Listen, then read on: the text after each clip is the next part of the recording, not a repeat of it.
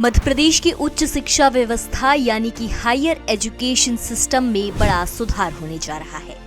अब राज्य के कॉलेजों और यूनिवर्सिटीज में साल में 2 बार एडमिशन की सुविधा मिलेगी। पहला सेशन जुलाई और अगस्त में और दूसरा सेशन जनवरी और फरवरी में होगा। इसके साथ ही बैचलर्स में फिर से सेमेस्टर प्रणाली लागू करने की तैयारी भी शुरू हो गई है। इस जरूरी बदलाव की सिफारिश 7 सदस्यीय उच्च स्तरीय समिति ने की है, जिसकी अध्यक्षता मध्य प्रदेश के प्राइवेट यूनिवर्सिटी रेगुलेटरी कमीशन के अध्यक्ष डॉक्टर भरत शरण सिंह ने की। समिति का मानना है कि ये शिक्षा नीति यानी कि नेशनल एजुकेशन पॉलिसी 2020 के अनुरूप है और इससे ज्यादा छात्रों को कॉलेज में पढ़ाई करने का मौका मिलेगा। इससे मध्य प्रदेश में पढ़ने वाले छात्रों की संख्या भी बढ़ेगी। फिलहाल राज्य में एडमिशन केवल जुलाई से अगस्त में होते हैं और मई से जून में परीक्षाएं होती हैं।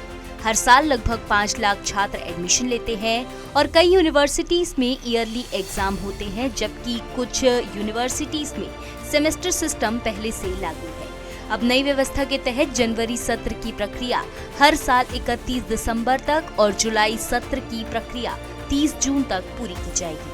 समिति ने इस व्यवस्था को लागू करने के लिए कुछ सुझाव भी दिए हैं। पहला, सभी सरकारी और गैर सरकारी पीएम एक्सीलेंस कॉलेजों में जनवरी सेशन में एडमिशन शुरू किया जाए, जहां पहले से सेमेस्टर सिस्टम है।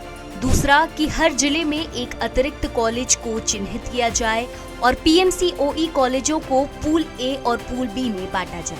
तीसरा, जनवरी सेशन में दाखिला लेने वाले छात्रों को 50% क्रेडिट ऑनलाइन माध्यम से अर्जित करने की अनुमति दी जाए।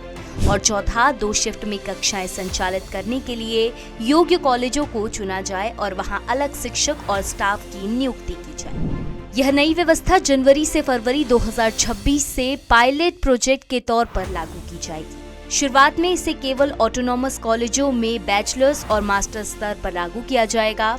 हालांकि इस बदलाव को लागू करने में कई चुनौतियां भी सामने आ सकती हैं, जैसे कि साल में 2 बार परीक्षा होने से अतिरिक्त परीक्षा भार बढ़ेगा।